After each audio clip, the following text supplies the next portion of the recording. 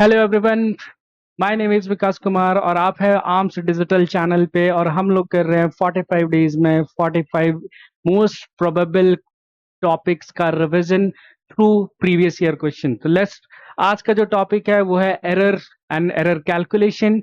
Let's start right away. हम कुछ PYQ के क्वेश्चंस के थ्रू इस टॉपिक को रिवाइज करेंगे क्विकली।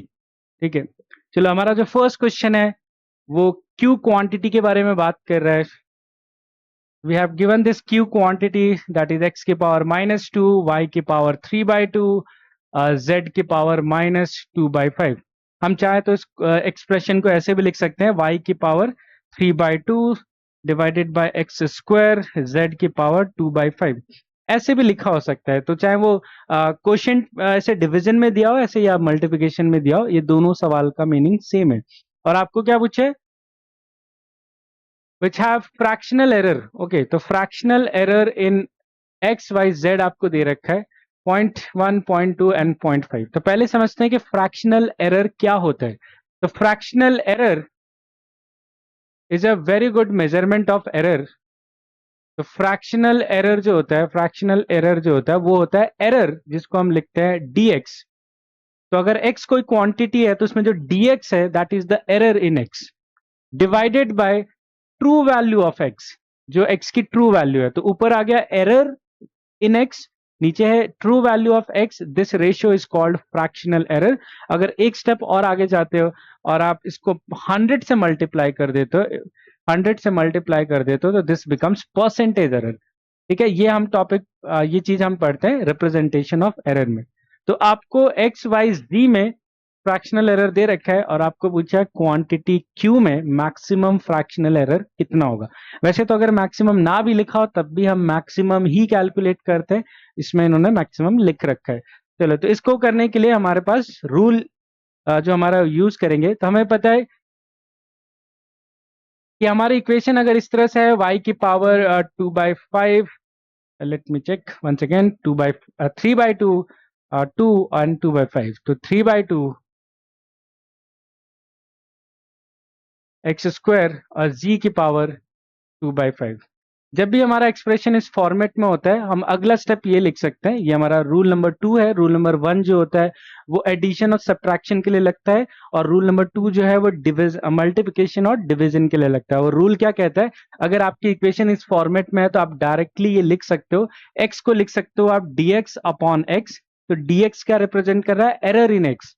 नीचे डिवाइडेड बाय एक्स क्या रिप्रेजेंट कर रहा है, true value of X. Sometimes it is also known as mean value of X. ठीक है, इक्वल टू, अब हमें आगे क्या करना है, इसकी जो पावर है, अगली जो टर्म है इसकी पावर हमें फ्रंट में ले आना है, 3/2 पावर हमें फ्रंट में ले आना है 3/2, और ये बन जाएगा dy अपॉन वाई। तो व्हाट इज dy, तो dy is error in y divided by mean value of y। फिर वैसे ही फिर प्लस, और यहां पर x की पावर 2 है तो यहां पे 2 लिखना है, पावर बाहर आ जाएगा और ये बच जाएगा, सॉरी ये x नहीं था, q था यहाँ पर, तो यहाँ पर ये बन जाएगा dq अपॉन q। ठीक है, तो dq is error in q। ठीक है, ये बन जाएगा dx upon x plus last में 2/5 dg बाय g। इस तरह से लिखा जा सकता है अकॉर्डिंग टू रूल नंबर 2। ठीक है, जैसे आपने लिखा, अब आप नोटिस करोगे ये पूरी क्वांटिटी क्या बन गई, error in Q divided by mean value या true value of Q. This is fractional error in Q. यही तो हमें सॉल्व करना था। That is equal to 3/2। अब ये वाला पूरा टर्म क्या आ गया, ठीक है, ये वाला टर्म क्या आ गया, ये dy upon Y is fractional error in y, जो हमें ऑलरेडी दे रखा है। फ्रैक्शनल एरर इन y कितना है, y इज 0.2 है ना, y इज 0.2, x इज 0.1 और g इज 0.5। तो y का फ्रैक्शनल एरर है 0.2, यहाँ पे 0.2 आ गया। फिर आगे कंटिन्यू करेंगे, फिर इंटू 2, dx अपॉन x क्या है, fractional error in x which is 0.1 and 2/5 times dz upon z is fractional error in z, तो दैट इज 0.5। इसको सॉल्व करेंगे तो ये 0.3, 0.2, 0.2, 0.7 ये आंसर। इस तरह से, बस इसमें एक ही सिली मिस्टेक है जो आपको ध्यान रखना है। समटाइम्स ये दिमाग में आ जाता है कि ये तो डिवीजन में है ना, ये जो दो क्वांटिटी तो डिवीजन में है, तो क्या इसके पावर के आगे नेगेटिव आना चाहिए, ये दिमाग में आता है। एंड आप राइट हो, मैथमेटिकली नेगेटिव आता है, बट जब हम एरर कैलकुलेट करते हैं तो मैक्सिमम पॉसिबल कैलकुलेट किया जाता है, उसकी वजह से यहाँ प्लस ही आता है। तो अगर कोई क्वांटिटी डिवीजन में है फिर भी उसके सामने प्लस ही लिखना है। It's a silly mistake, sometimes हो जाता है, उसका ध्यान रखें। ओके, अगला सवाल भी हमारे पास कुछ इसी तरह के फॉर्मेट में है। तो we have a quantity called Q, जो किसके बराबर है, ए बी के power 4 upon C D. Okay, question पढ़ लेते हैं आगे। ए दे रखा है, अब ए की वैल्यू देखोगे ऐसे दे रखा है, तो ये जो 60 प्लस माइनस 3 है, ये इसको बोला जाता है representation of the quantity in terms of its error. ठीक है, तो यहाँ 60 रिप्रेजेंट कर रहा है इसकी मीन वैल्यू या ट्रू वैल्यू, और यहाँ प्लस माइनस 3 रिप्रेजेंट कर रहा है द मैक्सिमम एरर इन ए। तो दिस ए में जो मैक्सिमम एरर हो सकता है वो 3 अमाउंट का हो सकता है। वैसे बी में true value 20, maximum error is 0.1। सी में max true value 40, maximum error is 0.2। वैसे डी में true value 50, maximum error is 0.1। तो यहाँ पे हमें सबकी ट्रू वैल्यू और उनमें मैक्सिमम एरर दे रखा है। हमें फाइंड करना है, find out percentage error in Q. चलो हमें पहले फॉर्मेट लिखेंगे, percentage error, percentage error in Q. तो परसेंटेज एरर इन क्यू हमें पता है क्या होता है, error in Q divided by true value of Q into 100। ये हमें सॉल्व करना है। तो चलो इसको हम रूल नंबर 2 से वापस सॉल्व करेंगे। तो हमारी क्वांटिटी क्यू को एक बार फिर से लिख लेते हैं। हमारी क्वांटिटी है ए बी की पावर 4 अपॉन सी डी। तो अगर हम रूल नंबर 2 इसमें अप्लाई करें, जो कि मल्टीप्लिकेशन और डिवीजन के लिए है, हम लिख सकते हैं D Q by Q equal to, ठीक है, इक्वल टू ए की पावर यहाँ 1 है तो 1 आ जाएगा, सिर्फ पावर बाहर तो 1 ही है, सिर्फ D A by A. B की पावर 4 है तो यहाँ पर कितना हो जाएगा, plus 4 times D B by B. इस तरह से सी और डी दोनों की पावर 1 1 है, इवन इफ वो डिवीजन में फिर भी आपको प्लस ही लिखना है। ठीक है, तो प्लस पावर, उनकी पावर दोनों की 1 1 है तो यहाँ पर सिर्फ 1 पावर आएगी, डी डी बाय डी। ठीक है, इस तरह से आ जाएगा। अब इसको मैं क्या करूंगा, क्योंकि मुझे परसेंटेज एरर निकालना है, मैं दोनों साइड 100 से मल्टीप्लाई कर दूंगा, तो ऐसे बन जाएगा। दोनों साइड 100 से मल्टीप्लाई करने के बाद लाइक दिस। अब देखो आपको लेफ्ट हैंड साइड क्या मिल गया, D Q by Q into 100, तो this becomes percentage error in Q. ये क्या बन गया, परसेंटेज एरर इन ए। ये क्या बन गया, परसेंटेज एरर इन बी। ये बन गया percentage error in C, and this is percentage error in D. अगर हमें परसेंटेज एरर डायरेक्ट दिया होता तो डायरेक्ट सॉल्व वैल्यूज पुट करके आ जाता है, बट हमें अभी परसेंटेज एरर नहीं दिया है तो हम लोग पूरा सॉल्व करेंगे। तो हम ए में जाएंगे, तो देखो ए में एरर कितना दिया हुआ है, तो ए की वैल्यू में एरर है, एज एरर है 3 और ट्रू वैल्यू कितना है 60, तो एरर इज 3। बी में 0.1 है, 20 है, तो यहाँ देखो ए में एरर इज 3 और ट्रू वैल्यू इज 20 इंटू 100। ठीक है, प्लस 4 टाइम्स, क्योंकि यहाँ पे 4 है। बी में जो एरर है वो 0.1 है, उसकी ट्रू वैल्यू 20 है इंटू 100। ठीक है, सी में जो एरर है वो 0.2 है, डी में एरर 0.1 है, इसकी ट्रू वैल्यू 40 है, तो 0.2 divided by 40 into 100, plus D में एरर 0.1 है, इसकी ट्रू वैल्यू 50 है, तो 0.1 अपॉन 50 इंटू 100। और यहाँ से ये कैलकुलेशन करोगे, you will get the answer in percentage form. Already ये परसेंटेज फॉर्म में आ जाएगा, जो आप सॉल्व करके कर सकते हो। ठीक है, आपको बस सेकेंड रूल यूज करना है इस क्वांटिटी के साथ। चलो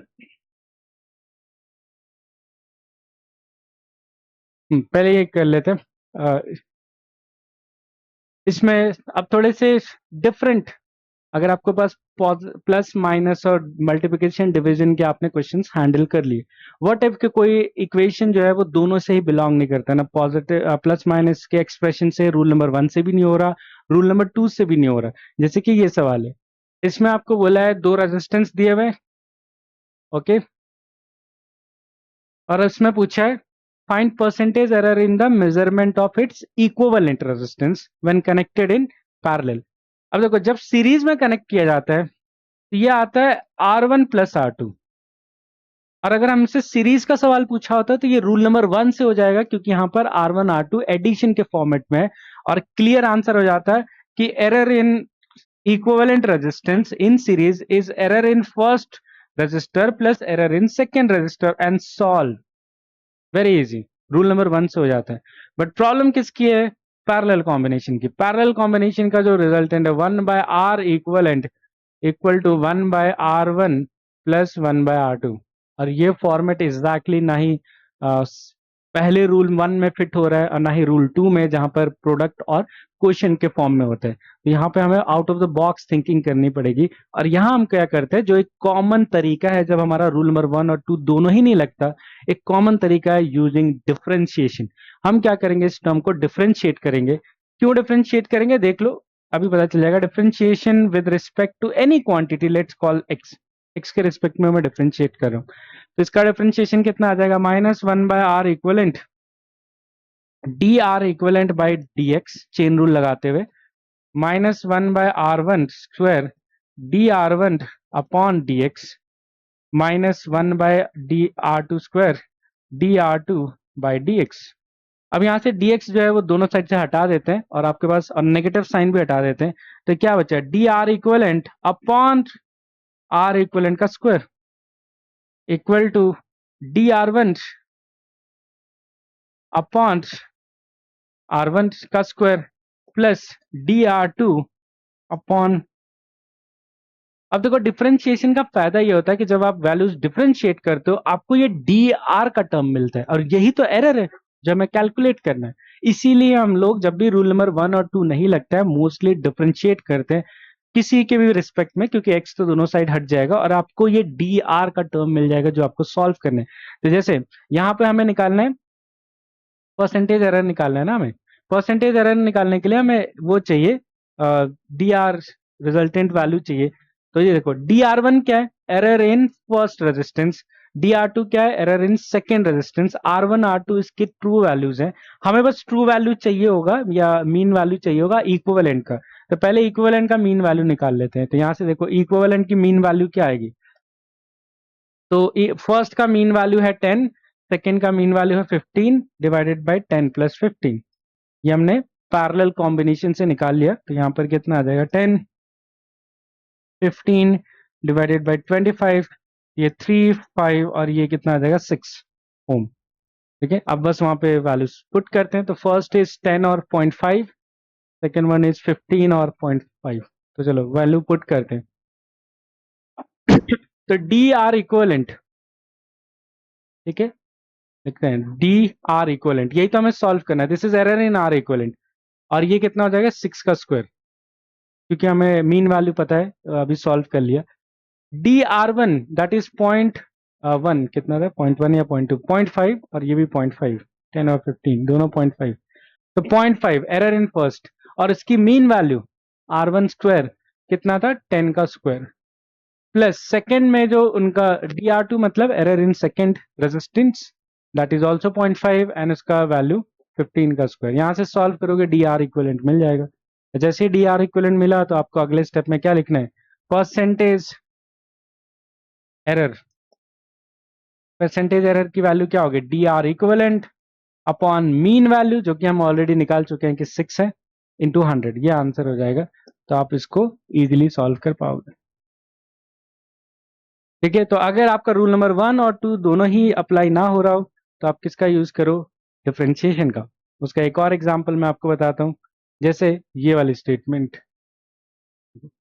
यहां पर आपको एक इक्वेशन दे रखी है, क्लियरली एक्सपोनेंशियल इक्वेशन है, ना ही ये रूल नंबर 1 में फिट होता है ना ही ये रूल नंबर 2 में। तो हमारे दिमाग में पहले ही याद आना चाहिए कि इसको डिफरेंशिएशन से करना पड़ेगा। ठीक है, आपको परसेंटेज एरर दे रखा है अल्फा और टी में, हमें निकालना है परसेंटेज एरर ई में कितना होगा, एनर्जी में। ठीक है, तो एनर्जी का एक्सप्रेशन जो लिखा हुआ है वो वापस से लिखे अगर हम लोग, तो एनर्जी का एक्सप्रेशन ई इक्वल टू क्या है? अल्फा क्यूब ई की power minus beta T. Alpha क्या है? अल्फा में दे रखा है, यस, बीटा की वैल्यू दिया हुआ है। ठीक है, बीटा फिक्स दे रखा है मेजर। अल्फा और टी में आपको ये दे रखा है 1.6 और 1.12। ओके, ठीक है, चलो करते हैं आगे। अब मैं क्या करूंगा, डायरेक्टली डिफरेंशिएट नहीं करूंगा, इसमें हम थोड़ा सा अलग करेंगे। हम इसमें क्या करेंगे, हम एक्सपोनेंशियल फंक्शन को हटाना चाहते हैं, तो हम पहले इसमें नेचुरल लॉग लेंगे। तो नेचुरल लॉग ई 3 times natural log alpha minus beta T. आपको अभी समझ में आएगा कि क्यों मैंने नेचुरल क्यू लॉग लिया। अब मैं डिफरेंशिएट करता हूं, देखो आपको क्या मिलेगा। इसको डिफरेंशिएट करोगे तो 1/e de/dx, मैं x के रिस्पेक्ट में कर रहा हूं, 3 times D alpha upon alpha, 1/अल्फा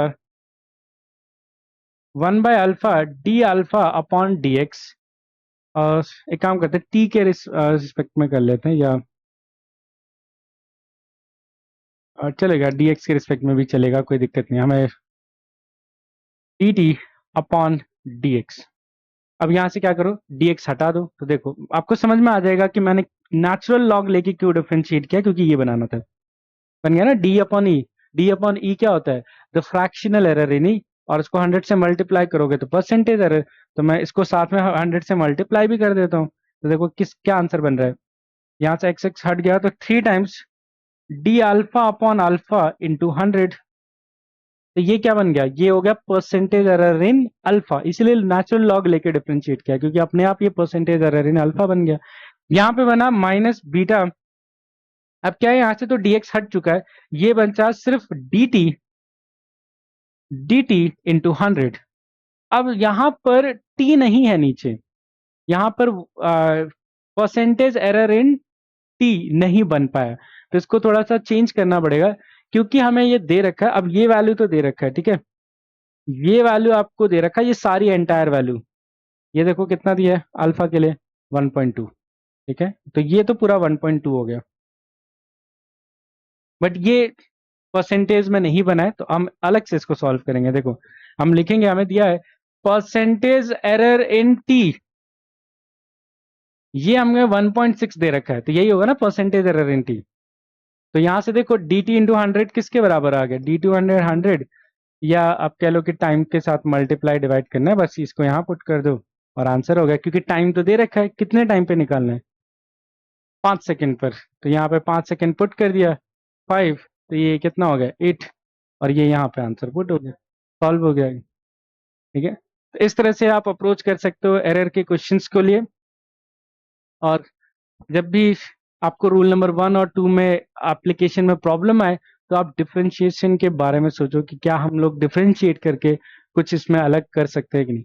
तो ये मैंने 2 एग्जाम्पल दिए हैं डिफरेंशिएशन को अप्लाई करने का। जब भी एक्सपोनेंशियल का फंक्शन होता है, तो कोशिश करो कि आप नेचुरल लॉग लेकर फिर उसको सॉल्व करो या डिफरेंशिएट करो, आपको इस तरह का फॉर्मेट बनता हुआ दिख जाएगा। ठीक है, आई होप ये क्विक रिवीजन आपके लिए हेल्पफुल रहा हो, और आपको अब क्वेश्चंस अप्रोच करने में काफी इजी हो। कोई भी डाउट्स है तो जरूर कमेंट बॉक्स में लिखिए, प्रैक्टिस कीजिए प्रीवियस ईयर क्वेश्चंस को। And all the best everyone, thank you for joining me.